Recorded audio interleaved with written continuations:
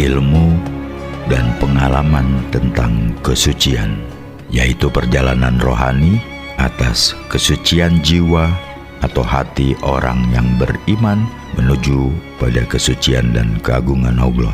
Ungkapan tasawuf diambil dari istilah sufi, dari bahasa Arab syaf, yang berarti suci, bersih. Oleh karenanya, sebutan sufi diberikan kepada mereka yang hati dan jiwanya suci, bersih, dan disinari dengan cahaya hikmah, tauhid, dan kesatuan dengan Allah. Apa itu suci atau kesucian? Dalam perspektif ajaran Syekh Siti Jenar, suci merupakan radar kemanunggalan. Jadi, bersifat ruhi, sementara manusia adalah rasa. Sehingga apa yang disebut sebagai peran khalifah lebih ke arah kerohanian. Sedangkan lahirnya hanyalah bentuk manzirah atau tazaliyat atau entitas dari yang ruh. Di sini nampak bahwa kesufian merupakan cakrawala yang tiada batas tentang lelaku rohani dalam menuju pengalaman kemenyatuan dengan dan kepada Tuhan. Sebab lain, seseorang disebut sebagai sufi adalah karena mereka dapat berhubungan batin atau menyambungkan rohaninya dengan pengalaman spiritual para sahabat Nabi yang diberi gelar sahabat-sahabat yang berpakaian bulu kambing biri-biri, sebagai simbol atas sikap zuhud dan wara mereka dalam menempuh jalan mengarungi samudra ma'rifatullah. Oleh karena itu, tasawuf adalah mazhab pengalaman dan bukan kajian spiritual. Dan seorang sufi itu mengalami dan menjadi, bukan sekedar membaca. Dan karena pengalaman spiritual tidak dapat diungkapkan dengan kata, maka di kalangan ulama sufi terdapat pernyataan umum. Apapun yang diungkapkan dalam kata bukanlah tasawuf. Apapun yang dituturkan para sufi besar kala menjelaskan tasawuf adalah produk dari dan sesuai dengan keadaan maupun pengalaman khusus mereka. Sehingga penjelasan-penjelasan mereka tidak menjadi definisi umum tasawuf, melainkan hanya menyebutkan beberapa ciri tasawuf. Demikian pula dengan hal-hal yang mengarah pada kerohanian. Oleh karenanya, perjalanan mencari kebahagiaan rohani dalam rangka mendapatkan cahaya Tuhan, lalu mendapatkan sumber kebahagiaan, tidak bisa dipertanyakan dengan nalar. Pendekatannya harus dengan hati dan rasa rohani, zauq al-halawah, sehingga seorang pelaku spiritual tidak boleh berhenti mendaki karena gunung Sidratul Muntaha tidak berpuncak hingga menatap wajahnya. Adapun yang bisa dianggap sebagai definisi umum tasawuf merupakan saripati pengalaman para sufi, yaitu jalan menuju hakikat di mana karunia adalah cinta. Metodenya adalah menatap lurus ke satu arah dan tujuannya, yaitu Allah. Ini dikarenakan pada akhir perjalanan sufi yang ada hanya Allah. Jadi agama dalam hal ini adalah rasa. Inilah yang terrefleksi dalam keseluruhan ajaran Syekh Siti Jenar. Makna agama dalam refleksi hidup Syekh Siti Jenar sebagaimana yang sering dikemukakan tidak begitu terkait dengan soal-soal seperti ibadah murni. Misalnya ketika dia menerjemahkan makna sholat bagi kewajiban orang muslim dalam konteks hubungannya dengan Tuhan. Namun demikian, seseorang sudah bisa dianggap sholat bila aktivitas hidupnya seperti bertani atau apapun selalu dilandasi oleh rasa ingat akan Tuhan. Sehingga dapat dipahami bahwa tujuan tasawuf adalah perwujudan hakikat. Walaupun para filsuf menganggap bahwa tujuan semacam ini dicapai melalui akal dan proses logika atau argumentasi, perwujudan hakikat sesungguhnya hanya mungkin dicapai dengan mata hati dan daya rohani, melalui proses penyingkapan tabir dan iluminasi atau kasif. Dengan demikian, tasawuf berarti melakukan perjalanan rohani dan menyaksikan atau musyahadah dalam pengalaman rohaninya yang mempengaruhi segenap kinerja dan sinerginya raga dan jiwa seorang sufi secara menyeluruh. Jadi tasawuf bukanlah duduk memendamkan diri dalam tumpukan buku dan kitab-kitab tasawuf atau orang yang ahli memperbincangkan seperti seminar, diskusi, berdebat dan sebagainya yang berbicara tentang tasawuf. Memang ilmu tasawuf tetap diperlukan sebagai gambaran dasar, namun bukan ilmu itu yang harus dikuasai. Perjalanan rohani dan pengalaman spiritual menuju Allah lah yang harus ditempuh oleh seorang salik atau pencari kebenaran, menempuh jalan rohani menuju Allah. Dalam hasanah Islam, disebut sebagai sufi sebenarnya adalah mereka yang dalam kehidupannya bergabung dalam kafilah pencari ilahi. Sufi atau pencari ilahi adalah orang yang menempuh perjalanan rohani menuju hakikat dengan cinta dan kesetiaan. Dia mengetahui bahwa perwujudan hakikat hanya mungkin bagi orang-orang yang sempurna, al-insan al-kamil. Karena dalam keadaan cacat rohani, manusia tidak dapat memahami hakikat. Karena kecacatan rohani akan menyebabkan kesalahan dalam memahami hakikat dan tidak menyadarinya. Dalam pandangan seorang pencari ilahi, apa yang disebut sebagai nafsu yang memerintahkan kepada kejahatan, al-nafs al-amarah yang bersemayam di alam bawah sadar, benar-benar mengendalikan dan menguasai pikiran serta perilaku setiap orang. Akibatnya, daya pilah seseorang diselubungi hasrat dan daya tarik nafsu yang memerintahkan kepada kejahatan itu, sehingga pemilahannya dengan sendirinya menjadi gagal. Jadi, seorang pencari ilahi adalah seorang yang menjalankan rohaninya dengan segenap kesucian dan kebersihan menuju puncak perjalanan, yaitu Allah, dengan cara mengesampingkan segala hal yang gairullah, segala yang selain Allah, serta terus berjuang mengendalikan hawa nafsunya, termasuk dalam memproses dalam kehidupan duniawi ketika berinteraksi dengan banyak manusia yang sebenarnya adalah diri kita dalam bentuk wadah tubuh yang berbeda. Dalam hal ini, kita bertemu dengan konsep keagamaan murni yang diinginkan Syekh Siti Jenar, bahwa semua tindakan real kita antar sesama manusia harus merupakan wujud dari refleksi keimanan kepada Tuhan.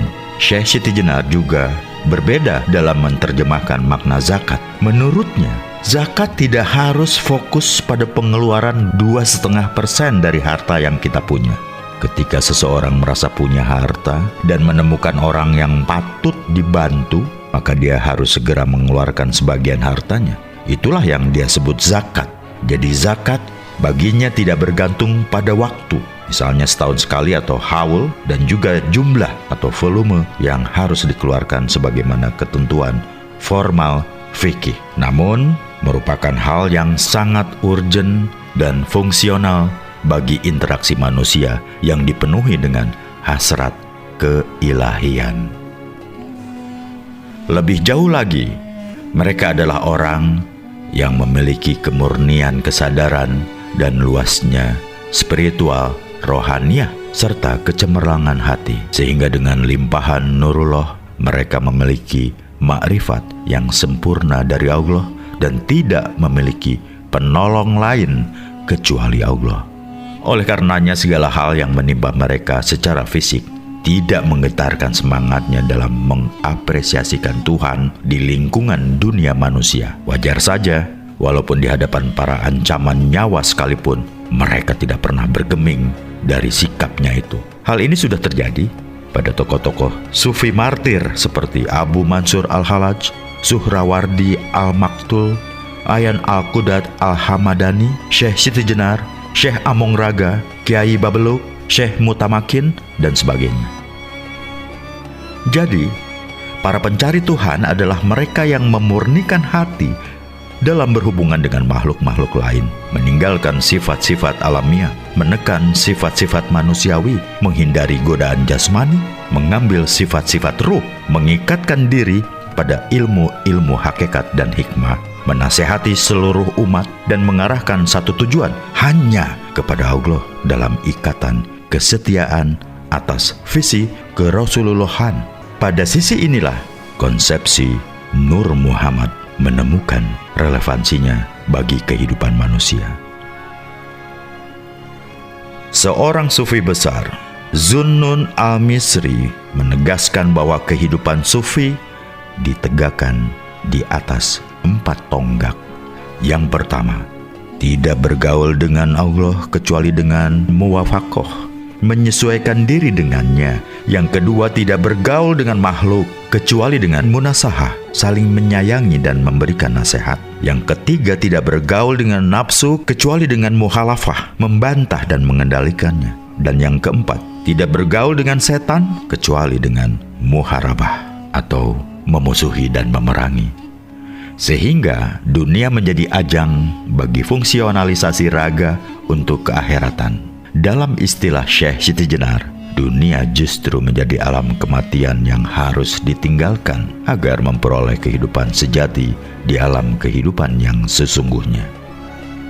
Dengan demikian, kehadiran para sufi seperti Syekh Siti Jenar misalnya adalah untuk memenuhi kebutuhan bahwa dalam setiap umat terdapat kelompok terpilih, Al-Mustafa, yang menjadi wakil Tuhan dan kekasihnya, disembunyikan olehnya dari makhluknya yang lain. Dan itulah yang disebut sufi atau kadang juga disebut sebagai waliullah.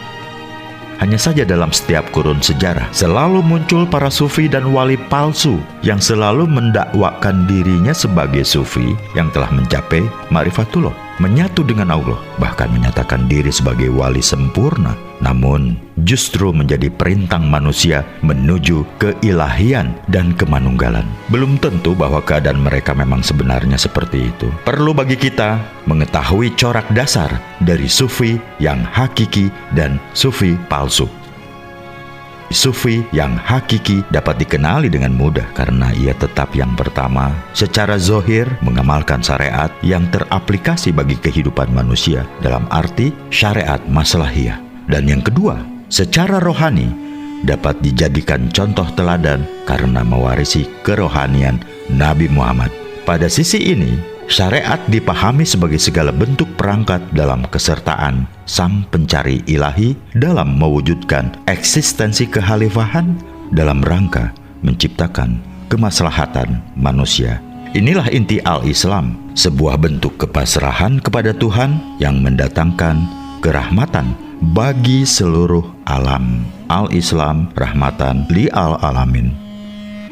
Adapun para sufi atau wali yang palsu atau bahkan sesat, diantaranya cirinya yang mendasar adalah: yang pertama, kelompok yang menyatukan bahwa jika sudah mencapai ma'rifatullah, maka halal melihat hal-hal yang dalam syariat haram. Keharaman di sini bukan pada sisi ketuhanan, akan tetapi pada sisi kemasadatan atau kerusakan di dunia. Ini yang umum disebut sebagai hululiyah atau penghalalan segala hal secara ekstrim jika sudah mencapai titik ma'rifatullah. Yang kedua, golongan haliyah. Mereka gemar menyanyi, menari, memekik, menjerit dan menepuk tangan yang hanya memanjakan fisik. Justru dalam kemanjaan fisik itu mereka malah merasa tenggelam dalam alam ketuhanan. Yang ketiga, kelompok yang mendakwakan diri dekat dengan Allah atau auliyaullah, tapi karena merasa demikian kemudian menyatakan sudah tidak penting lagi berinteraksi dengan sesama manusia. Dengan menggunakan syariat sebagai wasilah, mereka sudah merasa selalu mendapat ilham Allah serta langsung berhubungan dengan Allah dalam hatinya. Ini umum disebut sebagai auliyaiyah. Yang keempat, orang atau kelompok yang menyatakan sudah mencapai tahapan mahabbatullah, yang tidak lagi merasa memerlukan sarana zohir untuk mengekspresikan kerohaniannya dalam memainkan peranan kemanusiaan. Bahkan kadang sudah tidak peduli lagi atribut moral dan nilai humanistik. Pada sisi lain, mereka juga melebih-lebihkan dalam hukum untuk kepentingan sendiri. Misalnya bagi mursyid sufi, terdapat kebolehan untuk mengambil istri berapapun, juga bebas untuk menceraikan atau menganugerahkan kepada muridnya setiap saat. Inilah kesesatan nyata yang berdalih tasawuf. Yang kelima, golongan huriyah. Mereka yang senang berteriak, memekik, menyanyi, bermain musik, yang oleh mereka disebut dapat mencapai za'uk atau ekstase. Dalam keadaan ekstase, mereka menyatakan bersetubuh dengan bidadari. Dan karena itu perbuatan bersetubuh dengan lain jenis yang bukan pasangannya dianggap halal karena dilakukan dalam keadaan menyatu dengan Tuhan. Dan setelah keluar dari kondisi ekstase, mereka mandi hadas. Mereka telah tertipu oleh nafsu mereka sendiri yang sebenarnya dikendalikan oleh setan. Yang keenam, golongan ibahiyah yang tidak menyuruh yang baik dan melarang yang mungkar. Mereka mengukur spiritualitas adalah segala-galanya, sehingga jika sudah mencapai makom sufi, mereka menyatakan bahwa sudah tidak ada lagi ikatan agama sebagai barometer nilai dan moral lagi. Yang ketujuh, kelompok mutakasiliyah. Karena menyatakan sebagai sufi dan wali, mereka menganggap dirinya fakir dalam segala hal, sehingga kemudian mereka bermalas-malasan dalam mencari nafkah. Bahkan kadang malah mengumpulkan sedekah dari para murid dan pengikut. Mereka salah persepsi, meninggalkan dunia sama sekali sebagai praktik zuhud. Ini salah dan menyesatkan, karena seorang sufi tidak menampilkan diri sebagai makhluk manusia dalam kehidupan dunianya. Justru dengan semakin tingginya derajat spiritual, ia produktif dan makin mendatangkan kemanfaatan yang tinggi karena pengaruh etos spiritualnya. Yang kedelapan, kelompok mutajahiliyah. Kelompok ini mengidentikan kewalian sebagai kenyelenehan. Mereka menganggap bahwa keanehan sebagai bentuk karomah, sehingga mereka menampilkan diri secara nyentrik lain dari yang lain untuk menunjukkan identitas kewalian yang memiliki karomah. Yang kesembilan, golongan ilhamiyah, yaitu orang atau kelompok yang mengandalkan ilham sebagai kehendak mutlak, sebagai kebenaran mutlak, tidak mau memperdalam ilmu pengetahuan, tidak mau belajar, mengesampingkan kitab-kitab suci sebagai sumber ma'rifat. Itulah 9 pokok hal yang menjadi ciri-ciri sufi palsu atau wali palsu. Karena seorang sufi adalah mereka yang memadukan syariat, tarekat, jalan melaksanakan syariat, kemudian ma'rifat dan hakikat. Bukan berarti bahwa kalau sudah sampai ma'rifat dan hakikat, kemudian syariat hilang. Keempatnya selalu bersatu padu, saling memberikan kesempurnaan dalam proses peraihan ma'rifatullah. Pada segi inilah, seringkali banyak orang yang salah paham terhadap pribadi sufi Syekh Siti Jenar yang dianggap sudah menihilkan syariat. Padahal yang terjadi hanyalah karena spiritualitasnya sudah berada dalam konteks pengalaman rohani yang memuncak. Maka akhirnya dia lebih menggunakan pendekatan kerohanian dalam keagamaan. Syariat hanyalah sebagai efek lahiriah dan sebagai kerangka interaksi kemanusiaan. Justru yang harus menjadi sumber motivasi adalah buah dari kemanunggalannya dengan Tuhan, sehingga yang terwujud di dunia adalah sifat, akhlak, dan corak keilahian.